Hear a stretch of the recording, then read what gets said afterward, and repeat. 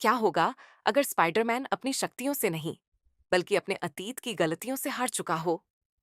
क्या होगा अगर वह हीरो, जिसे कभी पूरा शहर अपना रक्षक मानता था, अब खुद को लोगों की मदद करने लायक भी ना समझता हो? आज की कहानी हमें एक ऐसी डार्क दुनिया में ले जाती है, जहां स्पाइडरमैन रंग बिरंगे सूट में उड़ता हुआ सुपर हीरो नहीं, बल्कि एक टूटा हुआ इंसान है। एक ऐसा इंसान जिसने अपना प्यार खो दिया, अपनी पहचान छोड़ दी और अब सिर्फ अपने अतीत के साए में जी रहा है। लेकिन कहानी शुरू करने से पहले, अगर आपको मूवी और सीरीज एक्सप्लेनेशन पसंद है, तो वीडियो को लाइक जरूर करें, चैनल को सब्सक्राइब करें और बेल आइकन दबाना बिल्कुल मत भूलिए, क्योंकि यहाँ आपको ऐसी ही शानदार कहानियां सबसे पहले देखने को मिलती हैं। तो चलिए शुरू करते हैं स्पाइडरमैन नॉयर की पूरी कहानी। कहानी शुरू होती है बेन राइली से। एक समय था जब लोग उसे स्पाइडर के नाम से जानते थे। शहर में कहीं भी कोई मुसीबत आती तो सबसे पहले वही पहुंचता था। अपराधी उससे डरते थे और आम लोग उसे उम्मीद की तरह देखते थे। लेकिन अब सब कुछ बदल चुका था। बैन अपने पुराने दिनों को याद करते हुए बताता है कि उसकी जिंदगी में एक लड़की थी जिसका नाम रूबी था। वह सिर्फ उसकी प्रेमिका नहीं, बल्कि उसकी पूरी दुनिया थी। दोनों एक दूसरे से बेहद प्यार करते थे और बेन उससे शादी करना चाहता था। लेकिन किस्मत को कुछ और ही मंजूर था। रूबी की मौत हो गई और सबसे दर्दनाक बात यह थी कि बेन खुद को उसकी मौत का जिम्मेदार मानता था। उसे लगता था कि वह पूरी दुनिया को बचा सकता था, लेकिन उस इंसान को नहीं बचा पाया जो उसके लिए सबसे ज्यादा मायने रखती थी। यही वजह थी कि उसने स्पाइडरमैन की पहचान छोड़ दी। 5 साल बाद अब बेन एक साधारण प्राइवेट इन्वेस्टिगेटर बन चुका था। उसका ऑफिस छोटा था, पैसे कम थे और जिंदगी पहले जैसी बिल्कुल नहीं रही थी। एक दिन उसे जेम्स एडिसन नाम के आदमी पर नजर रखने का काम मिलता है। शुरुआत में यह काम बिल्कुल साधारण लगता है, लेकिन बेन नहीं जानता था कि यही केस उसकी जिंदगी को फिर से बदलने वाला है। रात के समय वह एडिसन का पीछा कर रहा होता है। तभी अचानक एडिसन घबराकर भागने लगता है। कुछ हथियारबंद लोग भी उसके पीछे लगे होते हैं। पीछा करते करते वे एक ऑनएल फैक्ट्री तक पहुंच जाते हैं और फिर कुछ ऐसा होता है जिस पर यकीन करना मुश्किल था। अचानक एडिसन के हाथों में आग जलने लगती है। ऐसा लग रहा था जैसे उसका पूरा शरीर किसी अजीब शक्ति के नियंत्रण में हो। इसके तुरंत बाद गोलियां चलती हैं, तेल में आग लग जाती है और एक भयानक विस्फोट हो जाता है। बैन किसी तरह अपनी जान बचा लेता है, लेकिन उसके दिमाग में अब सिर्फ एक सवाल घूम रहा था। आखिर जेम्स एडिसन था कौन और उसके पास ये अजीब शक्तियां कहां से आई थीं? जांच आगे बढ़ती है और बेन की मुलाकात पत्रकार रॉबी रॉबर्टसन से होती है। रॉबी उन कुछ लोगों में से एक था जो बेन की असली पहचान जानता था। रॉबी साफ कहता है कि स्पाइडर के गायब होने के बाद शहर अपराधियों के कब्जे में जा चुका है, लेकिन बेन अब वापस उस जिंदगी में लौटना नहीं चाहता था। उसे लगता था कि स्पाइडरमैन बनना सिर्फ और दर्द लेकर आएगा। दूसरी तरफ शहर का सबसे ताकतवर अपराधी सिल्वरमैन भी इसी मामले की जांच कर रहा था। उसे यकीन था कि एडिसन के पास कोई असाधारण शक्ति थी और वह हर कीमत पर उसका रहस्य जानना चाहता था। यहीं से शुरू होता है एक ऐसा खेल जिसमें माफिया, राजनेता, पत्रकार, वैज्ञानिक और रहस्यमयी शक्तियों वाले लोग शामिल होने वाले थे।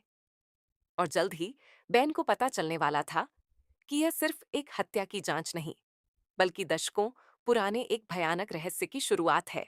अब तक बेन को इतना तो समझ आ चुका था कि जेम्स एडिसन की मौत कोई साधारण घटना नहीं थी, लेकिन जैसे जैसे वह गहराई में जाता है, मामला और भी खतरनाक होता जाता है। इसी दौरान उसकी मुलाकात कैट से होती है। कैट एक नाइट क्लब में गाने वाली महिला थी, जिसका संबंध सीधे सिल्वरमैन से था। पहली नजर में वह सिर्फ एक गायिका लगती है, लेकिन धीरे धीरे बेन को एहसास होता है कि वह इस पूरे रहस्य के बारे में उससे कहीं ज्यादा जानती है। उधर जांच करते हुए बेन को फ्लिंट मार्को नाम के एक आदमी के बारे में पता चलता है। फ्लिंट कैट का बॉडीगार्ड था, लेकिन उसके साथ कुछ बेहद अजीब हो रहा था। एक रात बेन और फ्लिंट आमने सामने आ जाते हैं। शुरुआत में लड़ाई सामान्य लगती है, लेकिन अचानक फ्लिंट का शरीर रेत में बदलने लगता है। जी हाँ, पूरा का पूरा शरीर। बेन अपनी आंखों पर यकीन नहीं कर पाता।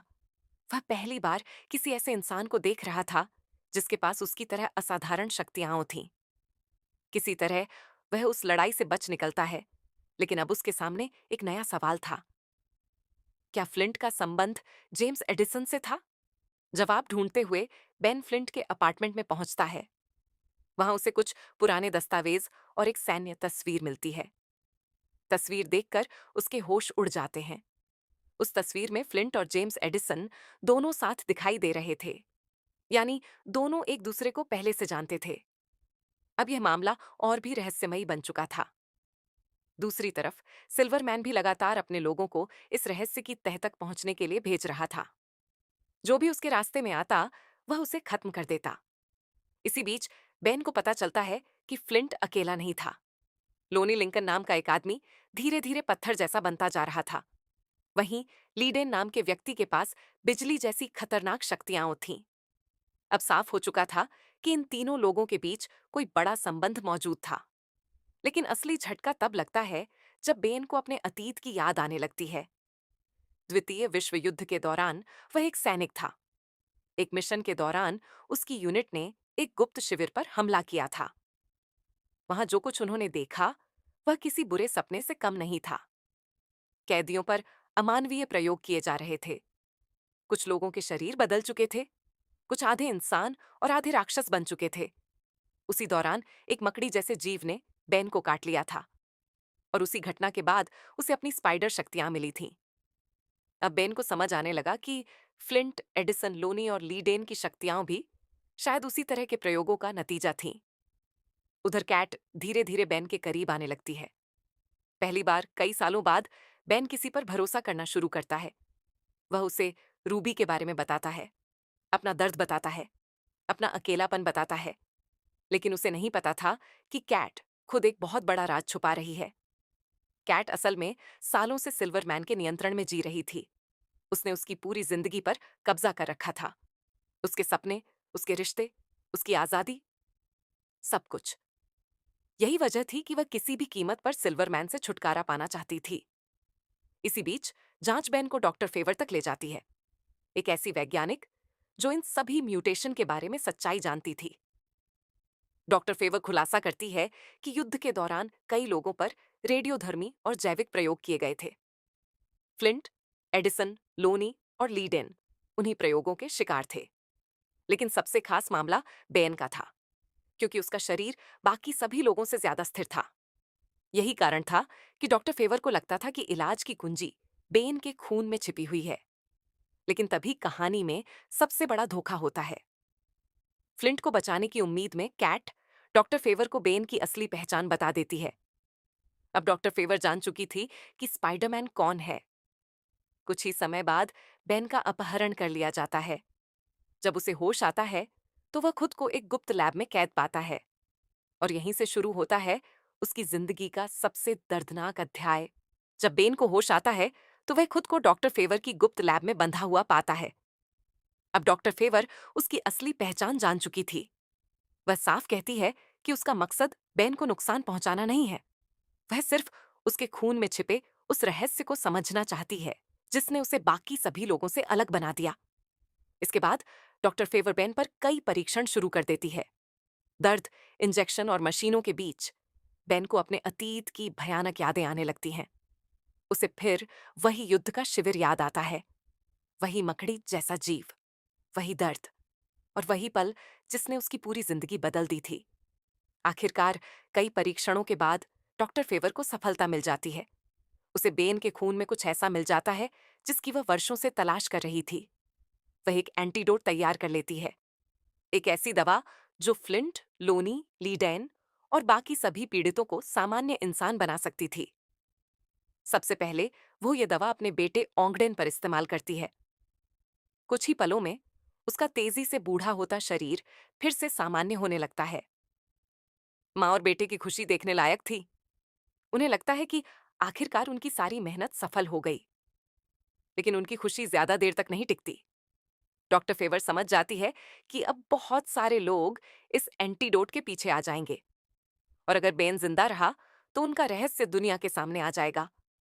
उसी समय वह एक खतरनाक फैसला लेती है, लेकिन इससे पहले कि वह कुछ कर पाती, बेन किसी तरह खुद को आजाद कर लेता है। उधर शहर में हालात तेजी से बिगड़ रहे थे। रॉबी ने पूरी सच्चाई दुनिया के सामने लानी शुरू कर दी थी। सिल्वरमैन को भी लैब और एंटीडोट की खबर मिल चुकी थी। कुछ ही देर बाद वह अपने लोगों के साथ लैब पर हमला कर देता है। फ्लिंट, लोनी और लीडेन भी उसके साथ होते हैं। लैब में अफरा तफरी मच जाती है। डॉक्टर फेवर उन्हें समझाने की कोशिश करती है कि वह उनकी मदद कर सकती है, लेकिन अब बहुत देर हो चुकी थी। गुस्से में भरे लीडेन अपनी बिजली वाली शक्तियों का इस्तेमाल करता है और डॉक्टर फेवर की मौत हो जाती है। उसका बेटा उसे बचाने की कोशिश करता है, लेकिन वह भी मारा जाता है। कुछ ही मिनटों में पूरी लैब आग की लपटों में घिर जाती है। हर तरफ तबाही फैल जाती है। सिल्वरमैन और उसके लोग वहां से भाग निकलते हैं, जबकि बेन आखिरी समय में एंटीडोट की बची हुई शीशियां लेकर बाहर निकलने में सफल हो जाता है। अब कहानी अपने अंतिम चरण में पहुंच चुकी थी। पूरा शहर उस एंटीडोट के पीछे था। मेयर उसे चाहता था, पुलिस उसे चाहती थी, सिल्वरमैन उसे चाहता था, और फ्लिंट, लोनी और लीडेन के लिए वह उनकी आखिरी उम्मीद थी।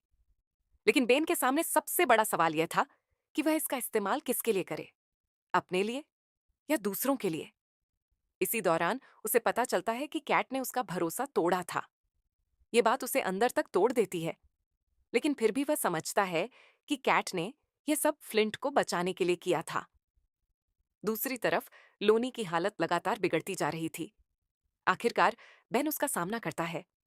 दोनों के बीच जबरदस्त लड़ाई होती है, लेकिन लड़ाई के बीच बेन उसे एंटीडोट देने में सफल हो जाता है।